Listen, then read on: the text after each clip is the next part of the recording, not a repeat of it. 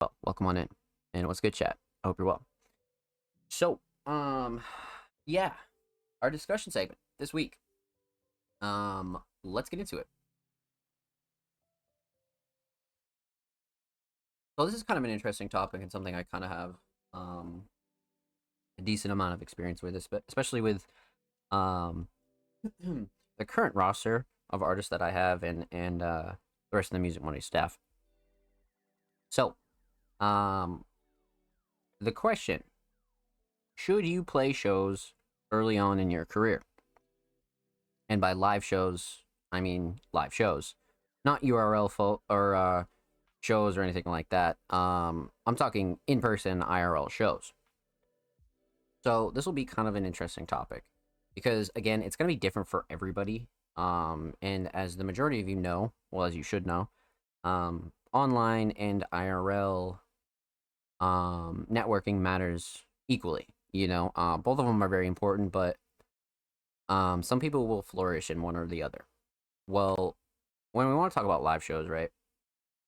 Um, this is a very like simple topic, but it's very important. Um, so when it comes to performing live, if you've never performed live, I definitely think it's worth it. Um, as soon as possible to be able to like get your feet wet. I think getting your feet wet is very important when it comes to performing live shows early on in your career. Um, whether you have 100 monthly, 1,000 followers, small, very early on. Um, like I said, I think getting your feet wet and getting those reps in is worth it. Um, a lot of people run into the problem of kind of like paying for slots. And like if you're not paying for a slot on the show that you can reimburse with tickets, then yeah, that's probably not the play. You know what I mean? Paying for certain slots is never usually worth it unless you're getting tickets back to actually sell. So there's a couple ways to go around that. But should you do it? You know what I mean? There's plenty of show opportunities that come up, smaller shows, smaller venues. Um, really important things that like, you know, just happen, smaller events, pop-ups, and it piques a lot of artists' interest and they're like, damn, like should I do that? Well, there's a couple things to consider, right? Like if you've already had show experience, um, you know, that's kind of one thing to really think about. But if you haven't and you've only played like one or two shows, I think getting those repetitions and getting again your feet wet and getting the experience in front of a crowd and kind of how you like to perform, just shit, even like holding the mic in your hand, you know what I mean, and going to these smaller venues and events, I think is worth it. Um, you know, they're not only good experiences, but it's practice and you're networking with mutual artists, right? You're networking with future supporters. You're networking with supporters of other artists. So it's usually like a very like beneficial thing. But when it comes to doing that repeatedly, that's kind of where it falls off. Because,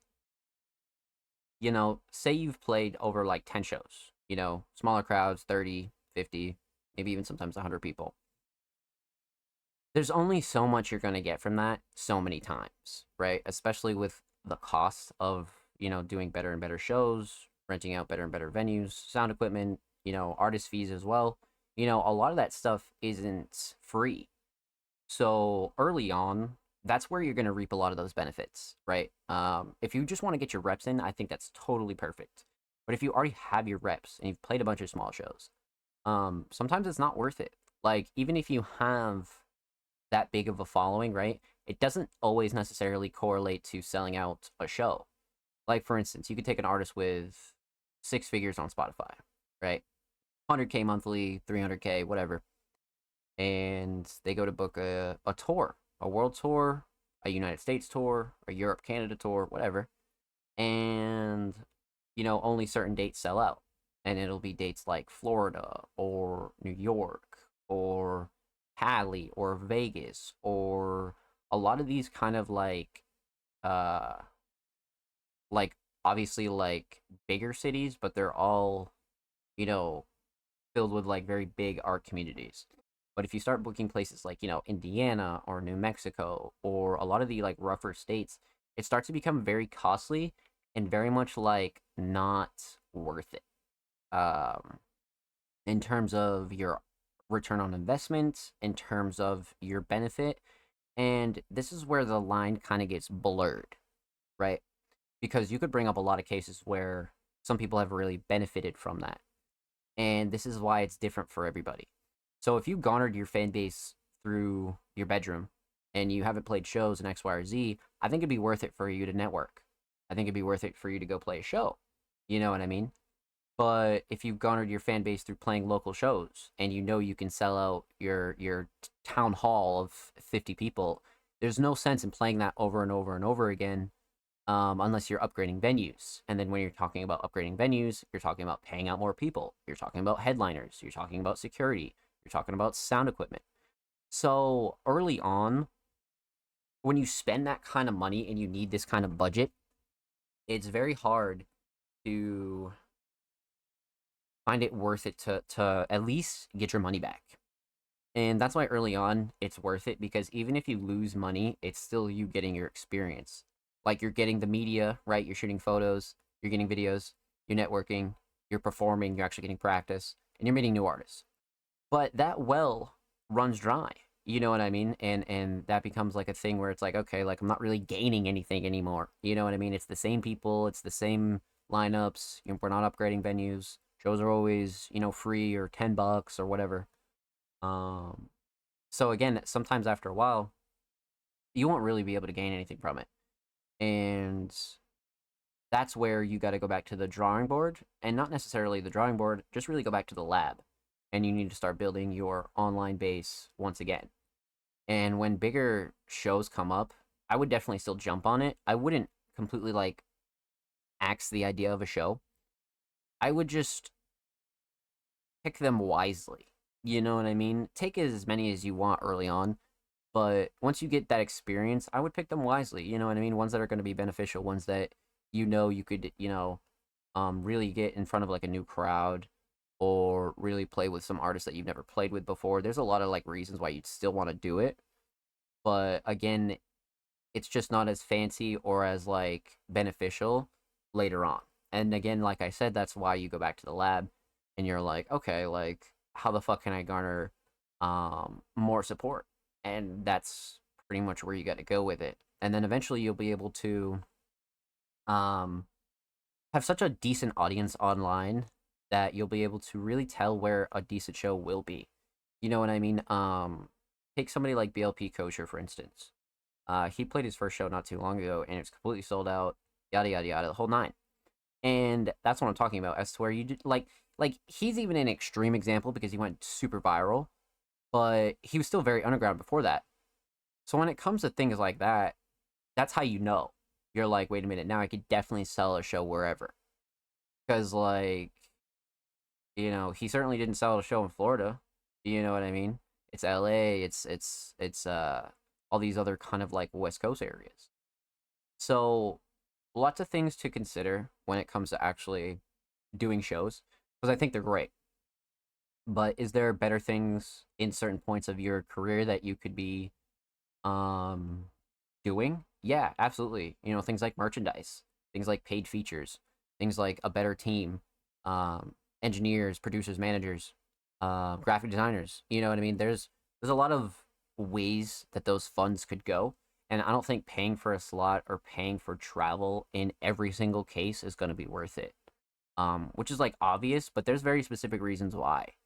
Um, you know, so again, a couple things to really consider, but for the most part, it's very case by case basis.